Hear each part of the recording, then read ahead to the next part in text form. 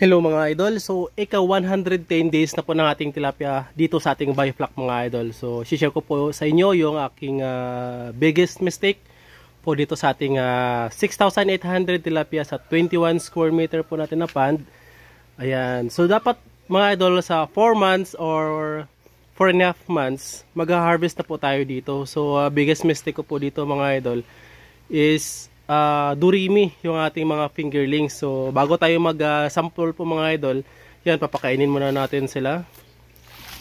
Yan, sobrang takaw po nilang kumain mga idol, oh. Mga tilapia natin.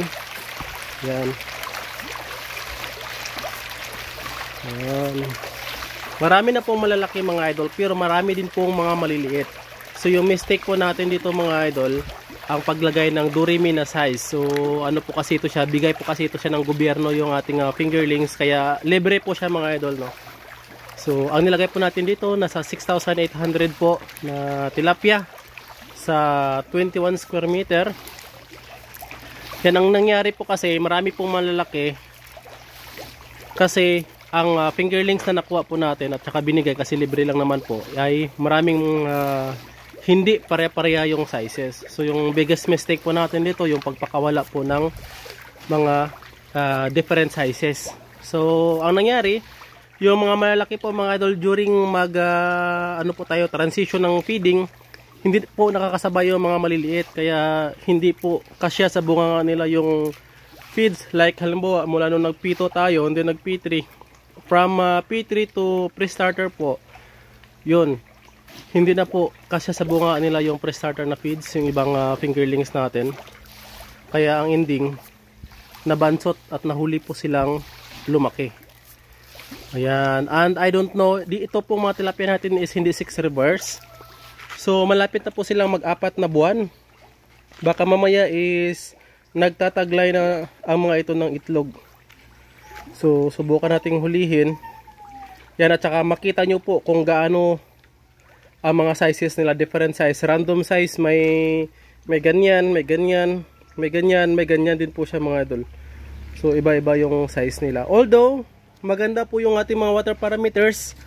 Yan, effective po talaga ito. Ito yung gamit natin na pang-control ng ammonia, no? Yung aqua nitrifying odor fixing probiotics. Yan. Once a week lang po tayo nag-apply dito mga idol, pero napakaganda po ng effect. Yan, zero ammonia. Hindi na rin po tayo naglalagay ng molasses mga idol. Yan, direct to the pond lang po ang application natin ito. So isang scoop po ng gatas, direct to the pond, once a week po ang ating application. Yan. Yan na sila, oh. Yan, subukan nating manghuli kung ano yung makuha natin. Yan, so ito yung gamitin natin mga idol panghuli sa kanila. Pero yung mga malalaki kasi mabilis silang makawala. So titingnan natin kung ano yung mga mahuli natin gamit ito.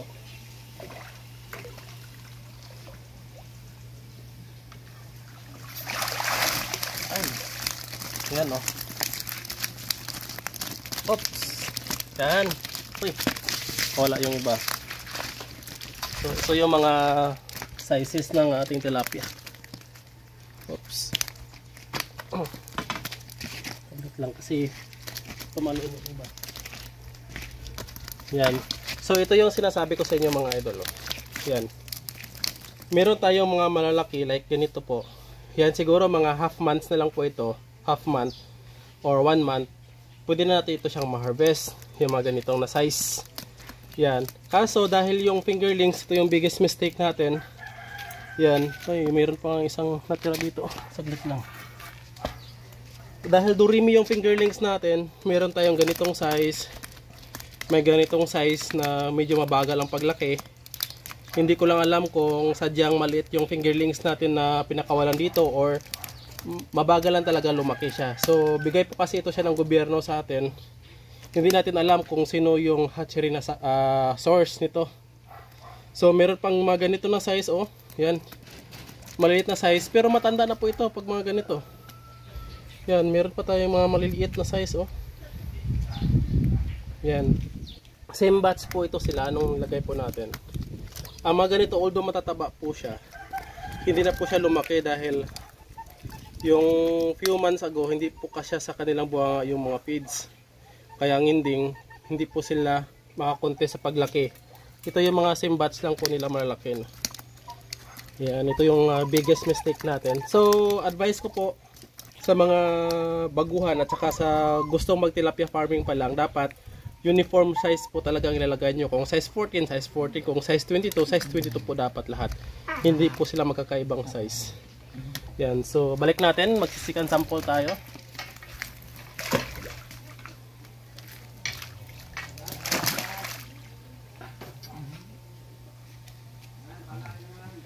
Ay, sige Nong. Oo, Nong. Yan, magsisikan sample tayo. Kukunin natin.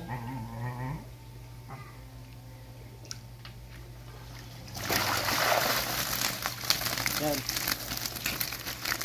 Second sample natin. Yan, almost the same. Yan. May mga malalaki tayong nakuha. Yan, may mga average size. Pero dapat ito yung mga size ng mga 110 days or mas malaki pa dito. Yun nga lang, yung mga sobrang laki po hindi natin agad makuha dahil mabagal yung pag-ahon natin ito. Pero as I said, marami pong mga maliliit. Yan. Ito yung ating biggest mistake. May mga ganyan. Oh. Yan. So, sila difference. Malayong malayo. Ito parang size 12 pa lang to eh. Ito, size 14. Parang size 14 pa lang, hindi pa siya lumaki hanggang ngayon. Pero yung kasama niya, ganito na siya. Ayan oh. So 1 month from now, i-harvest na natin siguro to. I don't know kung profitable. Although matataba po sila mga idol dahil biofloc na. Pero hindi natin sigurado kasi ang source ng hatchery nito. So hindi natin alam kung matanda na pagbigay sa atin ng gobyerno or bata pa. Kaso hindi po ito naka 6 reverse. So babantayan po natin, baka ang mga ito is may itlog na. So kapag may itlog na, mabagal na yung paglaki, malulugi na po tayo sa feeds natin. Kaya dapat mamonitor natin kung may egg na ito. Yan. Lugi tayo dyan, lugi. Next natin, kuha ulit tayo. So madami po dito sila mga idol, dahil na 6,800 po ang mga ito.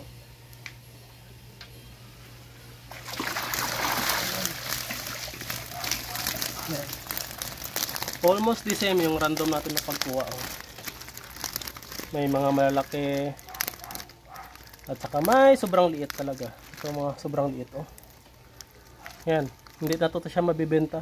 So kain na lang talaga to. Ang mahirap lang, kung ganito pa lang siya kalaki, meron na siyang itlog. Yan, kasi matanda na siya. Malapit na siya mag 4 months. Oh. Yun, so ito yung mga isa sa mga magpapalugi sa atin sa feeds natin. Kapag kain lang ng kain ng mga to, hindi naman lumalaki. So okay lang mga to kasi I think lumalaki ang mga to. Oh, yan. Sobrang kapal, sobrang taba po nila. Oh. Yan. So pang-anim na po natin na harvest sana ito sa ating biofloc technology. Ayan, so ito yung ating I think worst na na-experience dahil hindi siya uniform. Although yung mga nauna natin hindi naman talaga uniform, pero maliit lang yung agwat. Parang mga ganyan lang yung agwat. The same time, ganyan. Maliit lang yung agwat. Unlike nito, na ito at saka ganito. Oh. Yan, malayo. So, dyan po tayo malulugi sa feeds. Yan.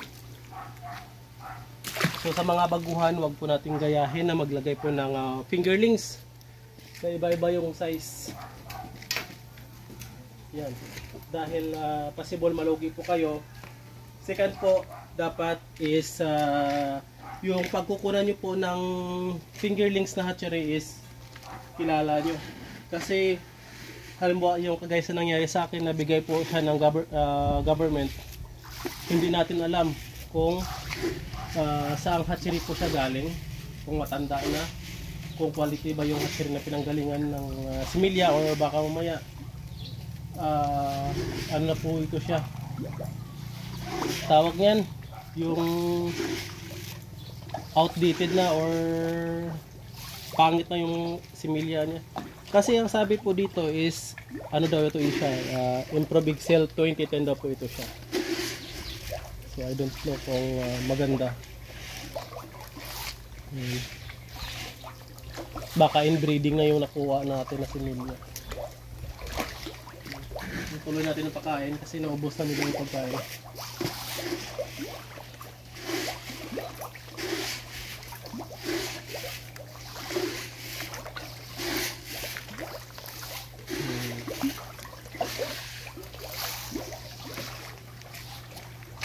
Yan, after that, naglalagay po tayo nitong ating probiotics.